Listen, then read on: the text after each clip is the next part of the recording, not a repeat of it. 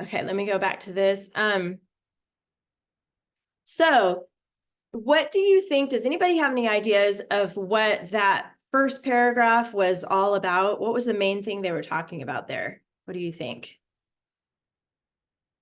I did see one word that they used a lot in there. I noticed, oh, go ahead, William. Ice and snow. Ice and snow, yeah, mostly ice. So I want you in the margin, which means over here to the side, I want you to write the word ice like that.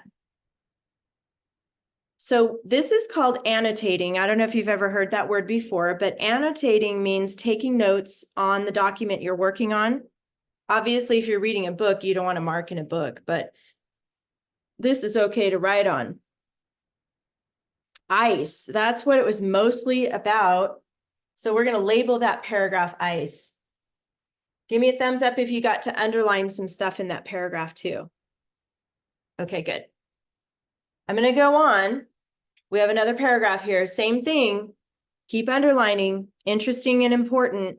And then we're going to decide, what is this paragraph mostly about?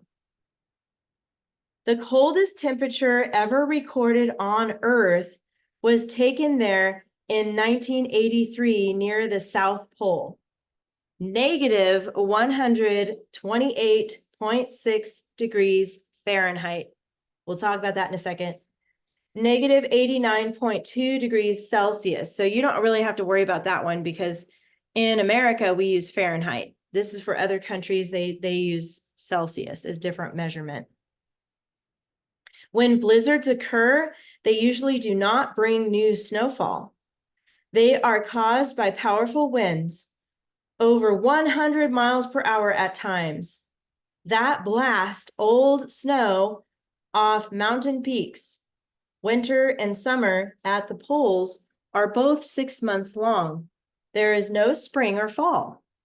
Interesting. So back to this temperature right here. Do you guys know about negative numbers yet? Have you heard about those yet?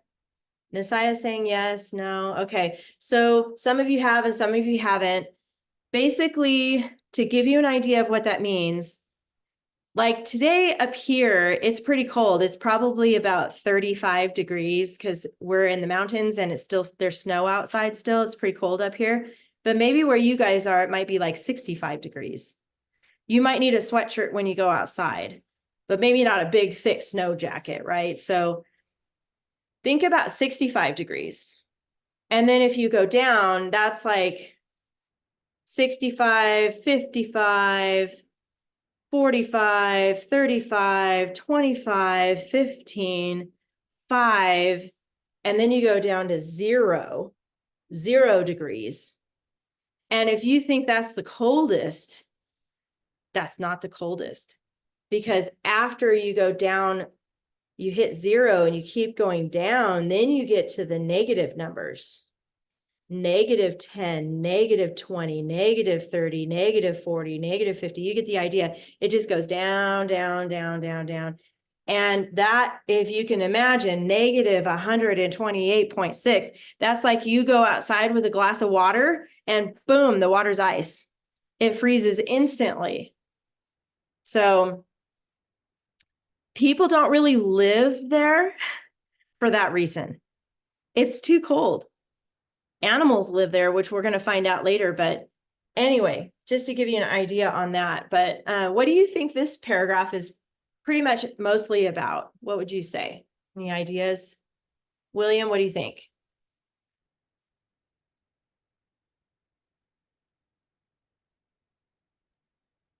The coldness of the coldest place on Earth. Yeah, the coldness of it.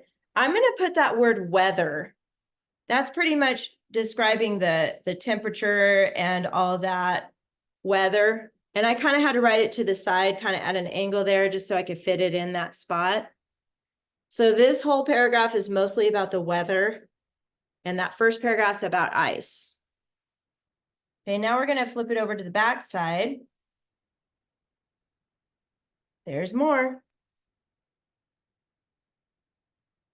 Okay, in these, I'm going to keep going. You keep underlining. In these extreme conditions, few plants and animals can survive.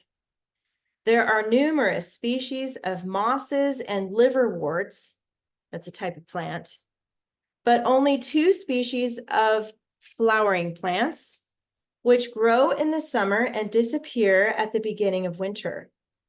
In or near the coastal waters, seabirds such as king penguins, emperor penguins, we know what those are, huh? Both of those. And snow petrels have adapted to the harsh climate.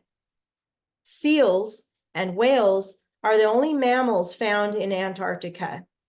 Searching for food during the summer months, they escape the severe winds while swimming in the ocean.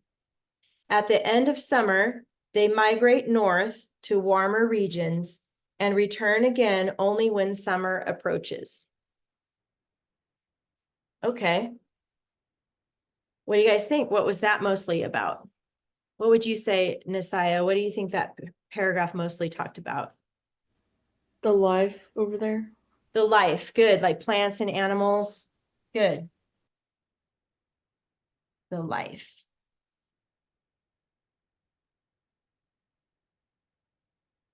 Okay, last paragraph, same thing, keep underlining. Antarctica was first sighted in 1820 and probably first touched by Captain John Davis, a sealer, who claimed to have set foot on the ice in 1821.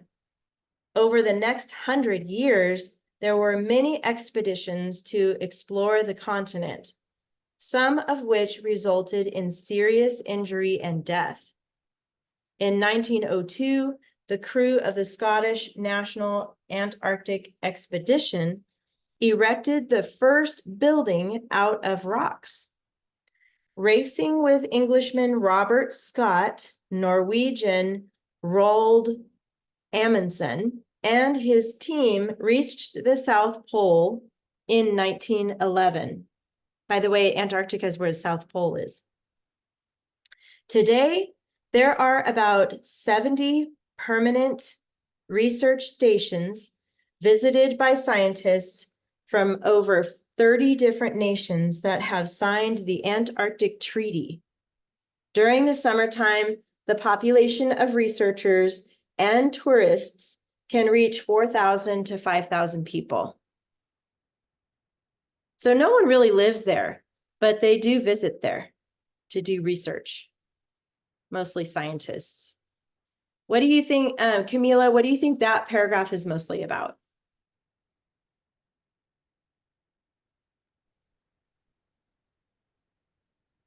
Oops, I can't hear you for some reason. The people who have explored Antarctica. Yes, people, good. That's what I would put. Good job. People. Okay, we finished the article.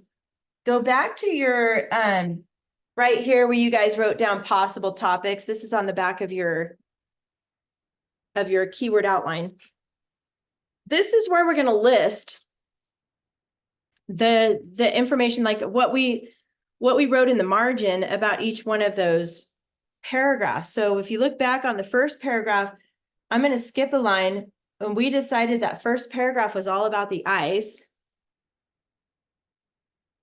go ahead and skip a line. The second paragraph was pretty much all about the weather. You see where I'm getting this list is what we wrote in the margin of the article there. And then on the back of that, the next paragraph was pretty much all about life and then people. So that's how you come up with possible topics. When it's not in different articles like the reptile one, when it's all in one big article, that's how you do it. You read each paragraph at a time, make a little note in the margin what it's mostly about, and then you copy that here and make a list. So these are possible topics. Now remember, topics then eventually become your paragraphs. So we have 1, 2, 3, 4 topics we listed here. but your report is only going to be 3 paragraphs. So that means you only need 3 topics. Each paragraph is a topic. Remember, a good way to remember that is the topic clincher rule, right? That happens in each paragraph. So we have each paragraph is its own topic. So to start, I think for today, we're going to do the first topic together. And I want you to circle ice because the first topic is going to be all about ice. And then after that, you guys get to pick your own topics. Okay, so today we're going to focus on the topic of ice. So go back to this side of your keyword outline. And when we fill this in, it's best to always put the subject first. So we're going to write Antarctica next to Roman numeral 1, comma, and then ice. That's our topic for this paragraph that we're going to write. And then if you were to think of one word to kind of describe the ice on Antarctica, I think I would use that word covered, because I remember in that paragraph, it talks about like almost the whole continent is covered with ice. So my third word here is going to be covered.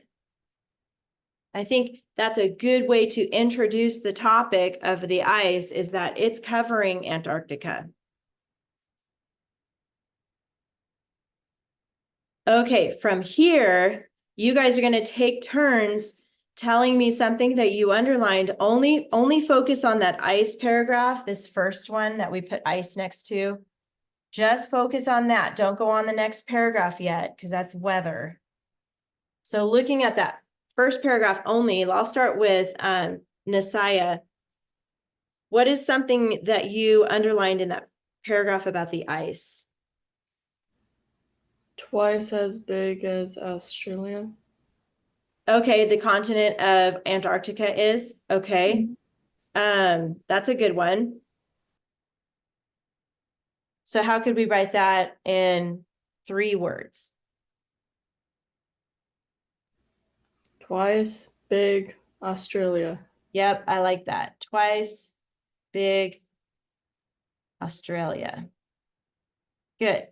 Now, even though that's technically not talking about ice, that's okay. I kind of like it there because that gives us an introduction to Antarctica and how big it is. Super side note, I want to show you a picture of the continent.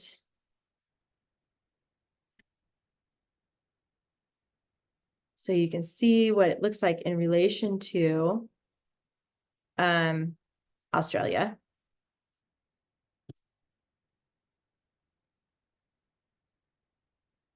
Pulling it up here really quick.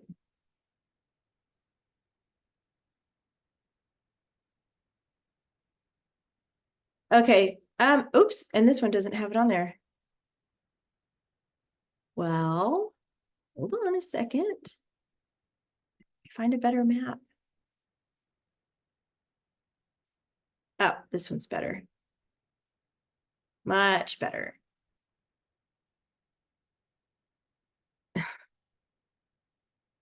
Hold on, I got some pop-ups here. Hi. You know, the internet is wonderful and horrible. Have you guys noticed that? I've noticed that. Sometimes it doesn't cooperate with me. Okay, this one's pretty good. Just so you can see, maybe you guys have a map of the world at home. And if you do, it's kind of fun to look at it when we're talking about different continents and countries. So here we go. This is a good one. It's not curved because sometimes, you know, the map has a little curve to it because you know that the world, Earth, is a sphere, right? It's like shaped like a ball. But anyway, you get the idea. Australia is here. Here at the very bottom, all this white is Antarctica. So obviously it looks much more than twice that size. I think it's stretched out a little bit, but you get the idea. It's much bigger than, see what this one looks like. All right, that one's kind of curved on the edges here. So Australia is here. Antarctica is here. So big, wide, right? It's very wide.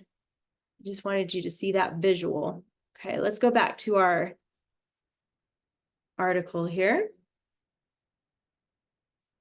How about Camila? What is something else that you underlined in that paragraph about ice?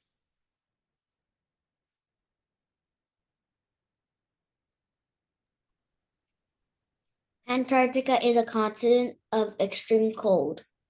Okay. How do you want to put that on the, I like that. How do you want to put that in your keyword outline?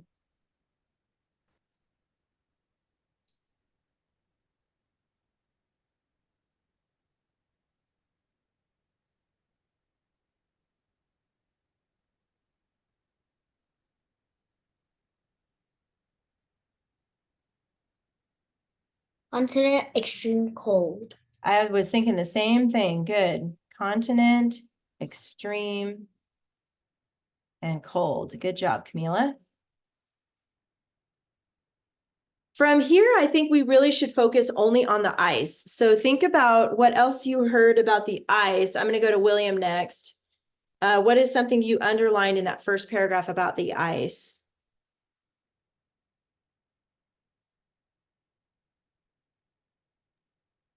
In many places, the continent is covered with ice over a mile thick.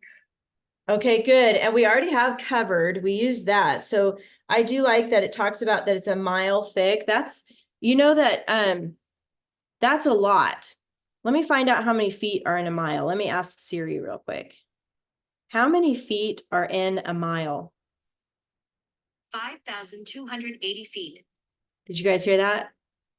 5,280 feet. And remember, a foot is a ruler size, right? It's 12 inches. So if you can imagine 5,000, over 5,000 rulers stacked on top of each other, that's how thick the ice is. That's crazy. It's hard to imagine it being that thick, but okay. So how can we put that in our outline, William?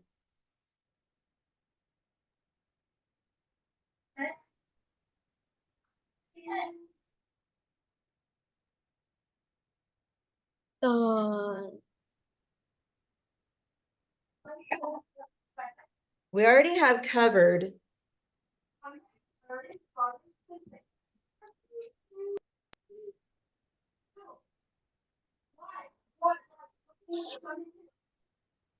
You talked about how thick it is. How can we put that on there? I think places, ice, and then mile. Okay, I'm wondering about, I think mile for sure, but what if we did over mile thick? That kind of tells how thick the ice is, because I don't know if we need places. We know we're talking about Antarctica. Or you could put places. You could say places mile thick. Which one do you like, William? And I like places because the readers might think it's all the places. Good point. Okay, I agree with that. So places mile thick. Okay, good. And if you have a different way of putting that, you can put it different. Everybody's outline can be different. So if you have a different way, that's okay with me. Good point, William. I like that. Okay, so Nisaya, something else about the ice. Focus on what you underlined about the ice.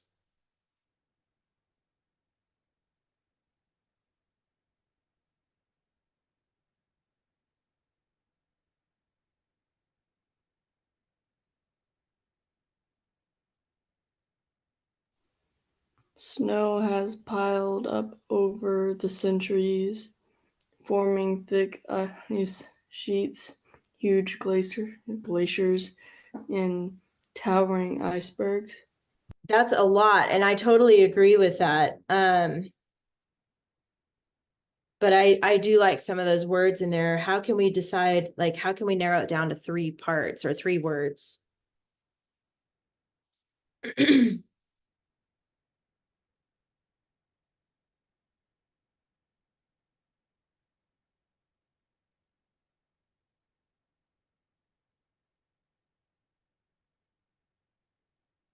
Actually, I have an idea, because that is a lot. We could put that in 4 and 5. We might need 2 spots to put all that. You guys like that idea? So how could we divide that up, Nasiah?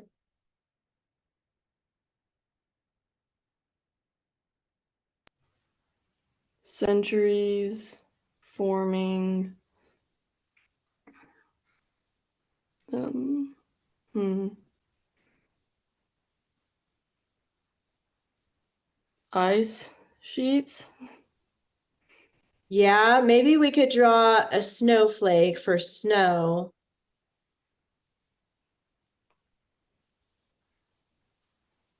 Snow, and I kind of like piled up. So what if we did a snowflake pile centuries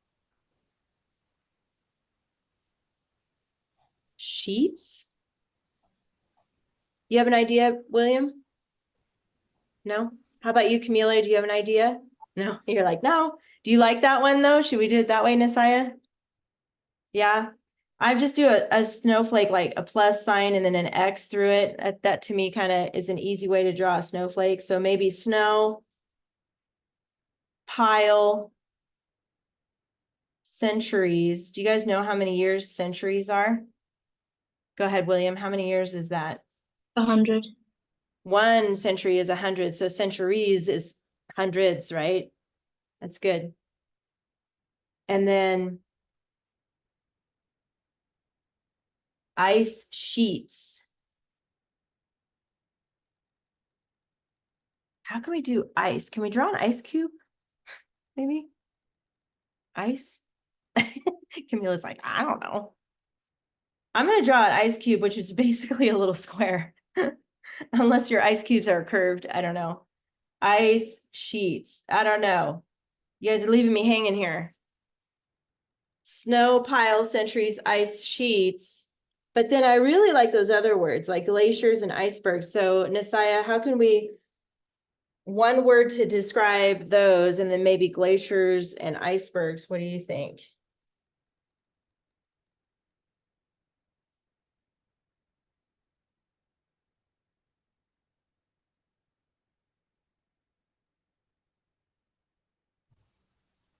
Huge glaciers. And we could draw like a building, a tower. Icebergs. Yeah.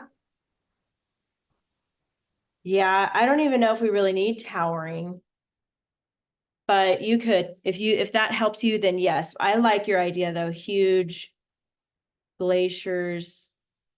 And then I'm just gonna put icebergs, but if you want to draw a little building to remember towering, you can. Okay, good. So that's an example of how you take one big article and you find the topics that you're looking for, and then you start building your keyword outline. Now, notice we didn't look at the whole article for this. We only looked at that one paragraph that we put ice next to. So this is going to help you later when you do research papers, to just label the paragraphs. And then it's easy to go back to that to find what you're looking for. So now you're ready to write the first paragraph. That's what you're going to do this week, is focus on the first paragraph. And you're going to use your checklist as always. So let's look at the checklist next. And just a reminder, and I told you guys this at your parent conferences too, this is how I grade your work. So it's super duper uber important for you to have this when you write your paragraph. The good news for today is that we don't have anything new on here. Let me just double check, because you guys did the Sahara Sand I mean, the reptile one. Yeah, it's all the same. So that's nice. They didn't add anything new on here. But don't forget this top part. You're not going to worry about a title yet because you don't do that till the very last paragraph, but you do have to do the topic clincher. And the rule is right here on your checklist, which is nice. So you need 2 to 3 key words, 2 to 3. So you're going to highlight or put a box around it if you're writing it, handwriting it, and find 2 or 3 in the first sentence and 2 or 3 in the last sentence that either, remember the rule, repeat or reflect. So you could say, repeating, you could say Antarctica. That's an easy one because that's what you're talking about. You can use Antarctica in the first sentence and Antarctica in the last sentence and highlight that. That's one word. And then maybe ice, right? This is what this paragraph's all about. And technically, if you use ice in the first sentence and you use iceberg or glacier, either one of those in the last sentence, that's reflecting. So you can highlight ice in the first sentence and highlight either glacier or iceberg in the last sentence, and that would work. Then you've got your 2. You got Antarctica ice, Antarctica iceberg, or Antarctica glacier. Do you guys have any questions about that, what I'm explaining right now? Okay, good. So, and then of course here, your dress ups, you've got 4. So all of those need to be underlined. Different than the topic clincher. That's either highlighted or bolded or a box around it. But these are underlined. ly adverb, who, which, clause. Now for ice, you're not going to use who, right? That's only for a person or an animal that's pretending to be a person, like a little red hen, something like that. So you're only going to use which here. So if you're talking about Antarctica, you could say Antarctica, which is twice as big as Australia. You could use it there for that information. Don't forget you need more after the which clause, though. You can't just throw which in there and call it good. It's got to have more information after that in the sentence. Okay. Strong verb. And then of course the because clause. And then you've got banned words, but I don't think you're going to have to worry about this for this one because nobody's really saying anything or doing anything. This is more about a place. So I think that part will be easy. Okay, any questions about your homework this week? No, you guys are good? Well, guess what? We're like 2 minutes early today. That's kind of a nice treat. Usually I'm 2 minutes late. So there you go. We did it. All right, you guys, have a great week. I will see you next week. Bye.